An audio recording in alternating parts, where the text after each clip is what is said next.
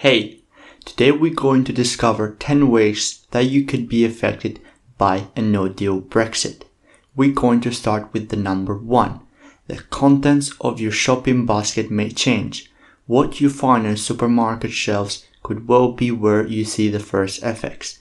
About 30% of our food currently comes from the EU, and it is likely that some foods such as vegetables and fruits will become more expensive in the event of a no deal. Increased import tax and transport delays could all mean a rise in price, and if a no deal Brexit was followed by a fall in the value of the pound, that could also mean the same effect. Supermarkets themselves have already warned that there could be empty shelves and higher prices, and Bank of England Governor Mark Senner has said that in a worst scenario, our shopping bill could increase by 10%. Number 2. You will need to take extra measures when traveling to Europe. Millions of people from the UK travel abroad each year, the vast majority of journeys made to Europe. If you are planning to make a journey to an EU member state after Brexit, the government is advising you to check you have the right paperwork. Flights and Eurostar, the government and the Associate of British Travel Agents have both said that flights to and from the UK will still operate in a no-deal scenario, and Eurostar bosses has said they are working to ensure the service run as smoothly as possible. Bank cards. If you have the UK bank account and intend to use for your bank card to pay for goods and service while you are in the EU, the government has warned that it may become more expensive. Number 3. You may need to check medicines is available and it may be more expensive. Ministers and NHS leaders say every effort is being made to ensure there will be enough medicines and clinical equipment available in the event of delays to import from the EU. While there are regular fluctuation in the medicine supplies, there are concerns a no-deal Brexit could make shortage worse. Pharmacists have advised patients to order medicines in advance to give them time to deal with the request. Number 4. UK nationals living abroad may have to take extra measures. About 1.3 million UK-born people live in the other 27 EU countries. The government is advising UK nationals living in the EU and EEA or Switzerland to take steps to prepare for a no-deal Brexit. This will differ according to the country being lived in. Health. UK nationals living in, working in or visiting the EU may find their access to healthcare in EU member state will change after the UK leaves the EU. If you are eligible, you should register for healthcare under your country's local rules. You may have to be a long-term legal resident to pay social security contributions to access a free discounted healthcare.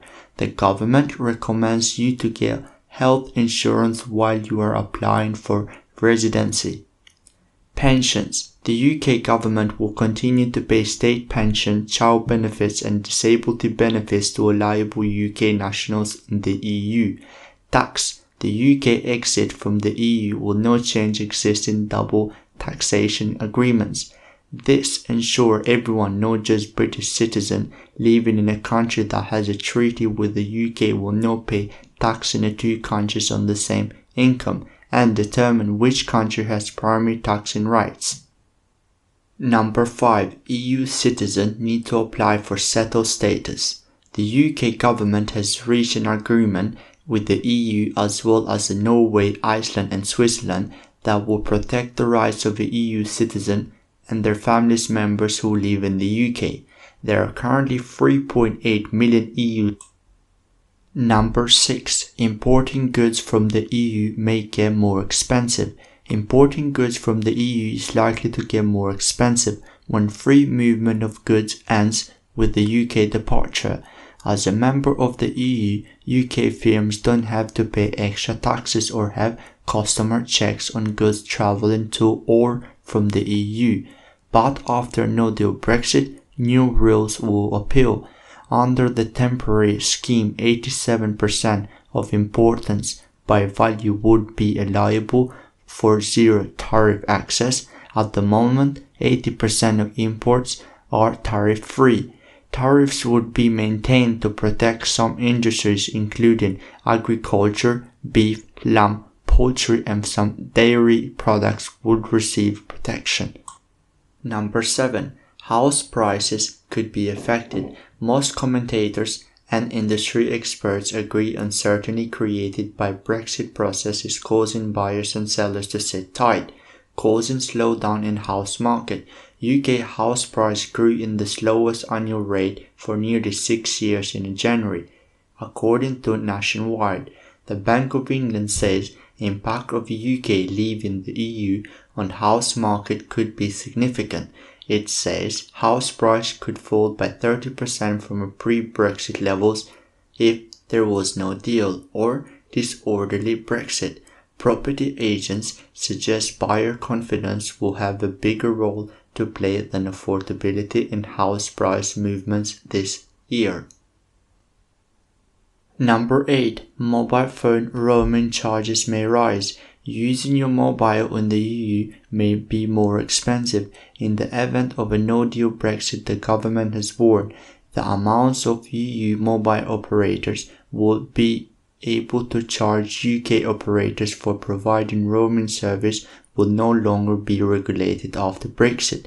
To be safe, the government has advised you to understand how to turn off data roaming on your mobile if you are worried about being charged. Number 9. Some ports and motorways could see extra delays. Transport Security has said there could be traffic distribution in Kent in the event of a no-deal Brexit.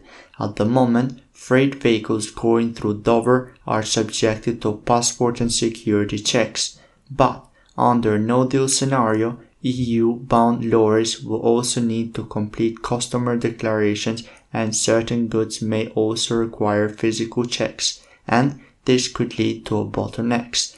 In the scenario, a traffic management system known as Operation Brock would come into force on a section of M20. Traffic would be allowed to flow in both directions on the same carriageway, while lorries would be left queuing on the other side. Number 10. UK students studying in the EU and the EU students studying in the UK face a period of uncertainty. More than 16 British students studies in a placement organised by the Erasmus Study Abroad scheme in place since 1980s in 2016-2017. The government is committed to funding everything already agreed, so people who have already started Erasmus trips will be able to continue that. But if the UK levels the EU without a deal before the exchanges for the next academic year have been finalized, then the government would need a European agreement to keep taking part. It has issued a technical note explaining this. That is true for both UK students planning to the EU countries and EU nationals hoping to come to the UK.